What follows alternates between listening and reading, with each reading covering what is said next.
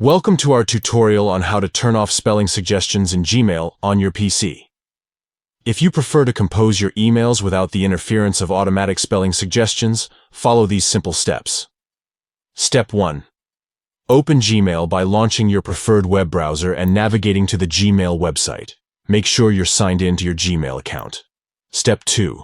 Look for the gear icon located at the top right corner of the Gmail interface. Click on it to access the settings menu. Step 3. From the drop-down menu, select Settings. This will take you to the Gmail settings page. Step 4. Scroll down until you find the spelling section. Next to it, you'll see a toggle switch.